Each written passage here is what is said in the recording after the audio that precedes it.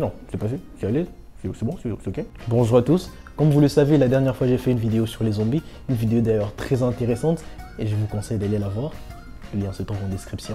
Bref, cela m'a donné envie de faire une vidéo encore sur des sujets plutôt étranges et je me suis penché sur une créature aussi emblématique que mystérieuse. Comme vous l'avez compris aujourd'hui, nous allons parler de Eddie Malouf. Mais oui, c'est clair. Non, restons concentrés. Aujourd'hui, nous allons parler de Mami Wata. Mami Wata, qui veut dire mère des eaux, est une divinité aquatique du culte vaudou. Son nom viendrait de l'anglais Mother of Water, qui veut dire mère des eaux. D'ailleurs, ce qui est plutôt logique, sauf qu'au Togo, Mami Wata veut dire personne rongée par la lèpre, en rapport au fait qu'elle soit dépourvue de membres inférieurs. Ce qui complique déjà dès le début. D'ailleurs, cette complication entre Mother of Water de l'anglais et Mami Wata du Togo viendrait de la source orale, parce que la source orale est dépourvue d'écriture, ce qui veut dire donc que ces faits varient d'une région à une autre. Et donc, n'ayant aucune preuve écrite, il est donc difficile de savoir exactement d'où provient ce nom. Ce qui veut donc dire que pour les origines de Mami Wata, C'est fini. C'est fini.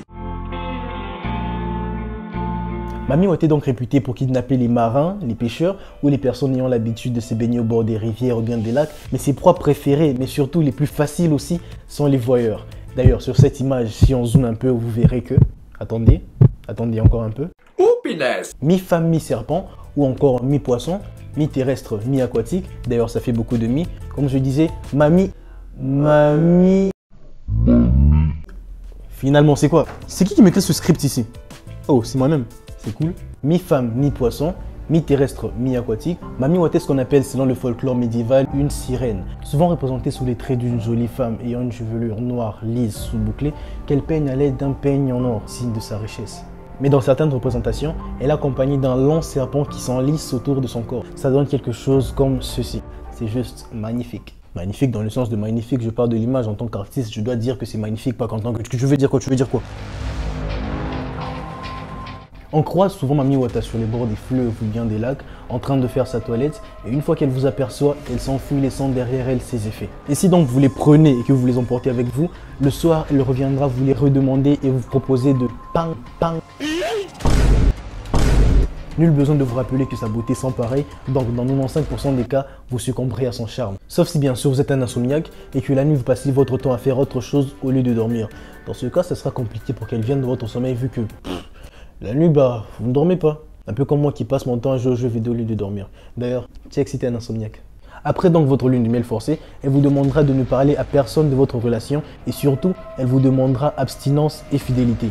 D'ailleurs, ce qui est un peu paradoxal parce que la fidélité, ça va dans les deux sens. Or, elle le fait avec tous les hommes et que vous n'avez qu'elle comme choix. Si vous respectez donc ces conditions, le bonheur et la richesse vous souriront, mais au cas contraire, au cas où vous n'oserez ne serait-ce que dire salut à une autre fille, niveau de malédiction qui vous atteindra. Mami Wata est une figure emblématique du culte vaudou, elle est ce qu'on appelle une créature supranaturelle, car elle est le mélange entre trois mondes, humain, animal et spirituel. Cette hybridité est en vrai une difformité, ce qui fait de Mami Wata un monstre, et lui conférant paradoxalement des pouvoirs. Voilà pourquoi elle est fortement crainte des pêcheurs du Nigeria et du Bénin, mais au Congo, elle se présente sous les traits d'une très jolie femme, comme nous l'avons dit, se promenant dans les rues de Kinshasa ou de Brazzaville, toujours vêtue des vêtements de dernière marque. Vous avez vu que Mami Wata est connue au Nigeria, au Congo et au Bénin.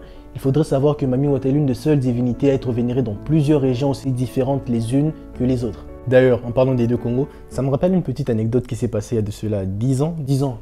Non mais le temps passe vite. Bref, comme je le disais, en 2011-2012, il y avait donc des pêcheurs qui avaient prétendu capturer une sirène sur les rives du fleuve Congo. Et je me rappelle pour l'époque, les images étaient assez choquantes parce qu'il faut se le rappeler, j'étais encore enfant. Sauf que maintenant, avec du recul, je suis retombé sur cette vidéo. Je me suis rendu compte à quel point c'était de la merde, non mais sérieux.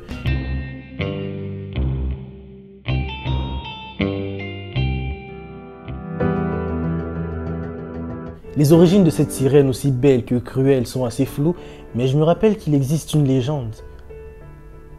La légende raconte l'histoire d'une villageoise, femme de pêcheur.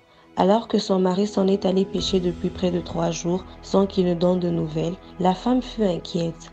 Elle alla donc le chercher au port, mais malheureusement ce soir-là, il y eut un terrible orage qui eut raison d'elle.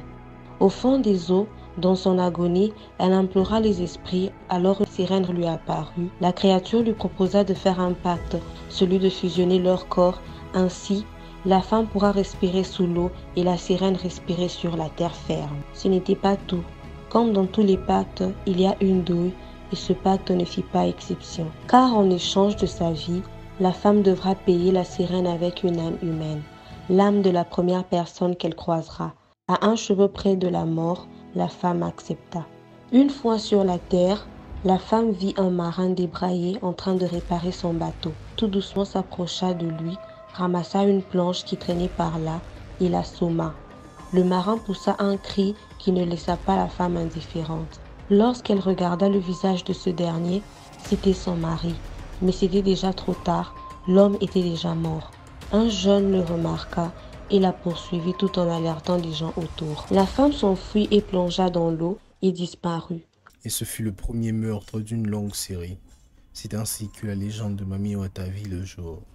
Plutôt intéressante la légende, vous trouvez pas? Mais je tiens juste à préciser une seule chose.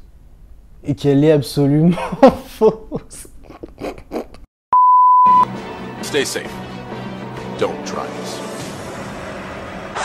C'est fini. Voilà, c'est déjà la fin de la vidéo. N'oubliez pas de liker, partager, de commenter. Mais surtout de vous abonner parce que c'est très important. Moi, je vous dis à la prochaine. Surtout, n'oubliez pas. Un être charmeur, mon marin riche et sans peur.